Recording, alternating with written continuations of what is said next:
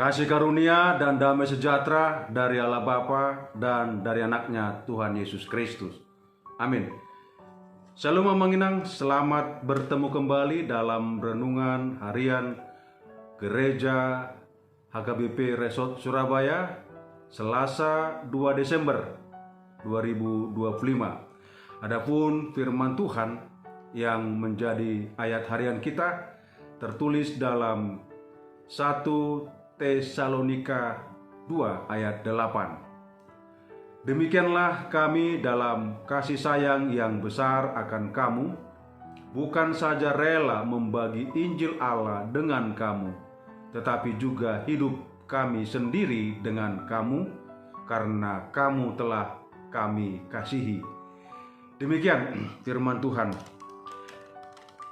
Jemaat yang dikasihi Tuhan kita Yesus Kristus, sebelum saya melanjutkan renungan ini, izinkanlah terlebih dahulu atas nama pribadi dan atas nama gereja kita menyampaikan kesedihan yang mendalam. Kita turut berduka atas bencana banjir bandang dan tanah longsor yang terjadi beberapa hari yang lalu yang menimpa Tapanuli Tengah, Sibolga, Tapanuli Selatan, bahkan Aceh, tepatnya tanggal 25 November yang lalu. Kesedihan atas dampak kemanusiaan yang parah, seperti ratusan korban meninggal dunia, ribuan jiwa kehilangan rumah dan harus mengungsi. Bencana ini menjadi pengingat keras bahwa bencana alam tidak hanya disebabkan oleh faktor alam, walaupun dikatakan oleh BMKG faktor hujan ekstrim atau siklon tropis senyar, tetapi juga oleh jejak manusia yang mengabaikan kelestarian lingkungan. Semoga saudara-saudara kita di sana bisa secepatnya mendapatkan bantuan, dan kita doakan agar segera mendapatkan penanganan yang baik. Baik, Bapak Ibu saudara-saudara jemaat yang dikasihi Tuhan, adapun judul dari renungan kita, menghargai pejuang Injil. Semua hal yang berharga hadir melalui perjuangan. Tidak ada seorang pun yang menjadi sukses jika dia tidak memperjuangkannya.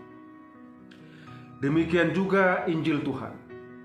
Kita bisa menerima Injil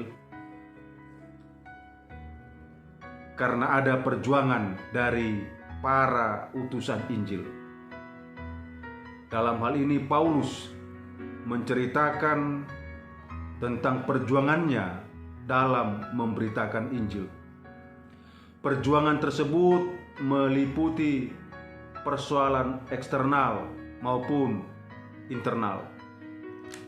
Persoalan eksternal yang dia hadapi berupa penganiayaan dan penghinaan yang terjadi di Filipi. Kita bisa baca di ayat 1. Sedangkan persoalan internalnya adalah perlawanan terhadap kedagingan dan juga usaha untuk hidup saleh. Perjuangan tersebut dilakukan agar Paulus bisa tetap murni dalam memberikan nasihat, tidak bermulut manis, sekedar untuk menyenangkan manusia, melainkan hanya menyenangkan Allah.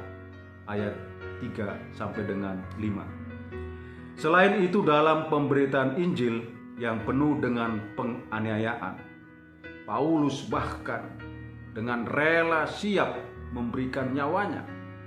Paulus juga berjuang mengembalakan jemaat dengan segenap hati dan pikiran, seperti seorang ibu yang merawat anak-anaknya. Ayat 7. Setelah menceritakan berbagai perjuangannya, Paulus meminta dengan sangat agar jemaat Tesalonika hidup seturut dengan kehendak Allah. Bapak, Ibu, saudara-saudara jemaat yang dikasihi Tuhan kita Yesus Kristus, para pejuang pemberita Injil selalu hidup dalam dua tarikan yang akan memaksa mereka untuk mundur. Mereka menghadapi penderitaan, penganiayaan, penolakan, dan sebagainya. Selain itu, ada bisikan hati untuk hidup dalam kenyamanan dan menikmati dosa. Mengapa mereka harus berjuang sedemikian rupa? Jawabnya, karena Injil sangat berharga.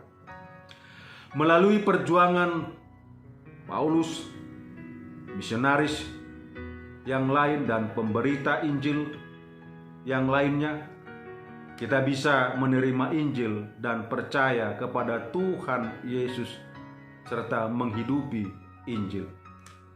Bapak, Ibu, saudara-saudara yang dikasihi Tuhan, kita yang hidup di dunia yang relatif lebih aman barangkali sulit untuk memahaminya.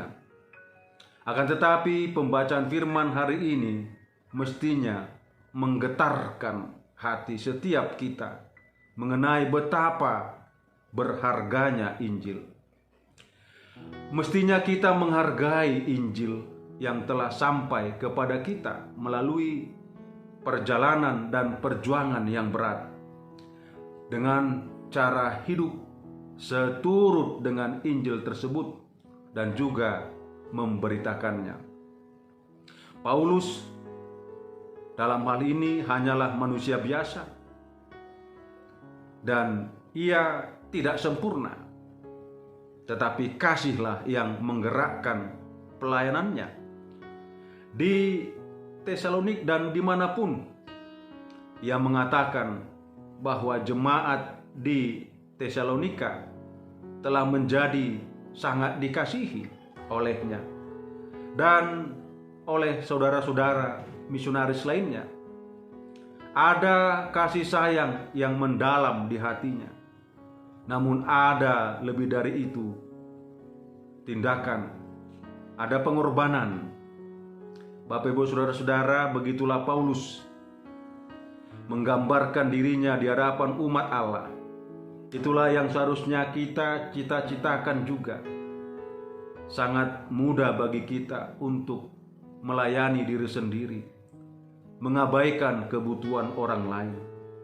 Tetapi yang harus kita ingat, Tuhan memanggil kita untuk mengasihi dengan rela berkorban demi Injil. Tuhan Yesus memberkati. Kita berdoa. Terima kasih Tuhan buat waktu dan kesempatan yang Tuhan berikan. Injil yang kami terima ternyata bukan dengan cara yang mudah, tetapi Injil sampai kepada kami melalui perjuangan dan pergumulan yang berat.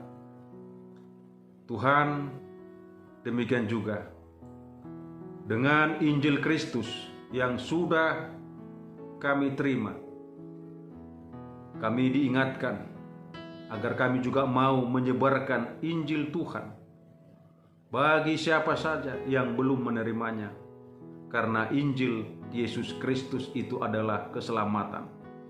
Berkati kehidupan jemaat-Mu, seluruh anak-anaknya, pekerjaannya, dan juga pergumulannya. Apabila ada yang dalam sakit penyakit, Tuhan sembuhkan. Apabila dalam pemulihan, Tuhanlah yang menolong mereka. Apabila ada jemaat-Mu dalam pergumulan, Tuhan, Kau bantu mereka mencari jalan keluar. Akhirnya Tuhan, kami mau serahkan kehidupan kami, terlebih dalam mempersiapkan menyambut kelahiran-Mu.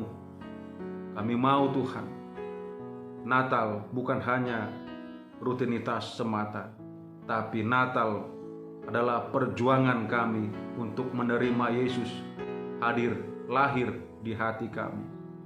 Demikian juga Tuhan, kami berdoa buat saudara-saudara kami yang tertimpa bencana alam, banjir bandang dan longsor di Tapanuli Tengah, Sibolga, Tapanuli Selatan.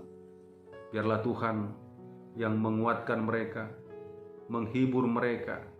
Dan kami doakan Tuhan, semoga bantuan segera datang dan pemulihan, perbaikan segera terlaksana. Ampuni dosa kesalahan kami, dalam Yesus kami sudah berdoa. Anugerah Tuhan kita Yesus Kristus, kasih setia Allah Bapa, dan persekutuan dengan Roh Kudus menyertai saudara-saudara. Amin.